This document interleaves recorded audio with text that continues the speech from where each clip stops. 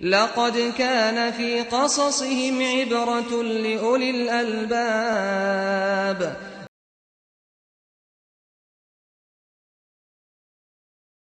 الحمدللہ والصلاة والسلام علی رسول اللہ وعلی آلہ وصحبہ وموالہ۔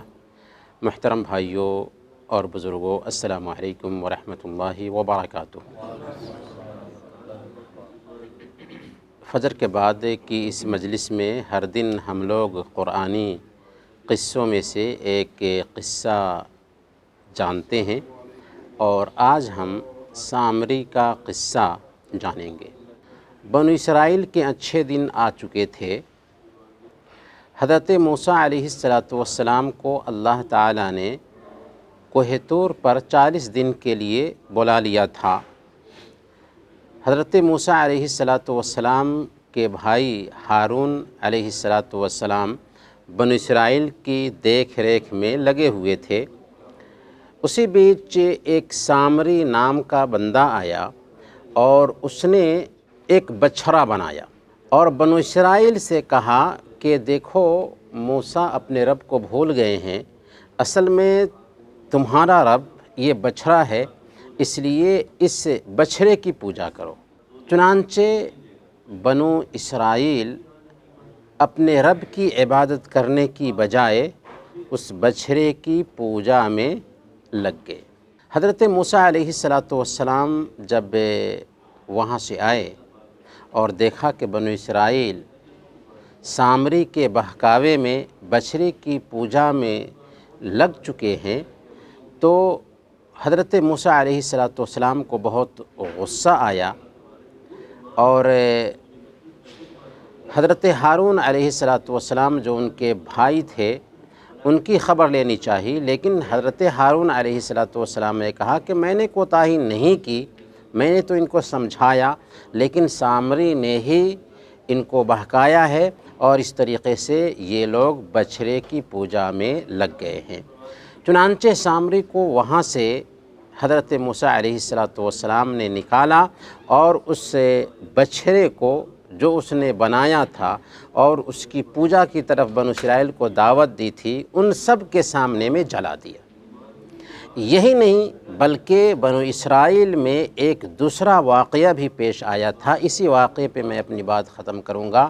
وہ واقعہ یہ تھا کہ بنو اسرائیل میں ایک مالدار آدمی تھا، پیسے والا آدمی تھا، لیکن اس کے پاس نرینہ اولاد نہیں تھی، ایک بیٹی تھی۔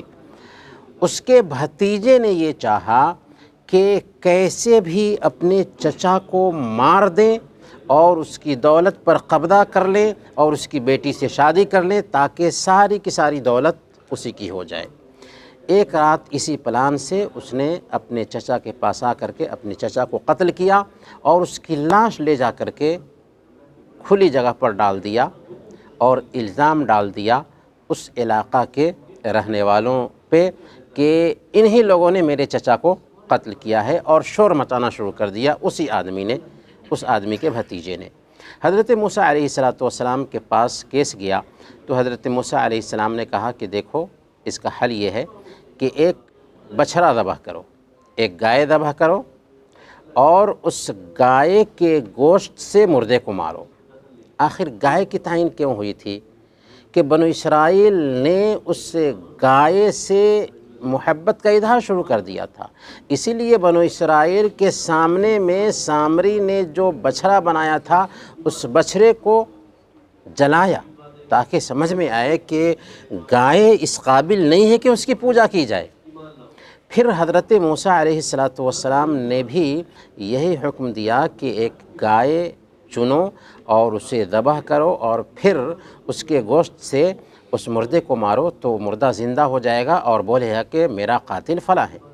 لیکن بنو اسرائیل کے اندر شرارت تھی، انہوں نے گائے کے بارے میں طرح طرح کے سوالات پوچھنا شروع کر دیا کہ گائے کا رنگ کیا ہو، شکل کیا ہو، کیفیت کیا ہو۔ اللہ تعالیٰ نے ان کے لیے معاملے کو سخت کیا، یہاں تک کہ مہنگے داموں انہوں نے ایک گائے خریدا، اسے ذبح کیا اور اس کے گوشت سے اس مردے پہ ٹچ کیا یا اس مردے پہ مارا، تو اس طریقے سے اللہ تعالیٰ نے اس مردے کو واقعی زندہ کر دیا اور مردے نے کہا کہ یہ سارا کھیل میرے بھتیجے نے کھیلا ہے، اور پھر اس کی موت ہو جائی۔ تو یہ قصہ ہے جس کے اندر ہم اصل میں سیکھ یہ رہے ہیں، سامری کا قصہ ہو یا بنو اسرائیل میں اس قتل کا قصہ اور پھر گائے کے گوشت سے مردے کو مارنے کا قصہ، اس قصے سے ہمیں سبق یہ مل رہا ہے کہ گائے اللہ کی مخلوقات میں سے ایک مخلوق ہے،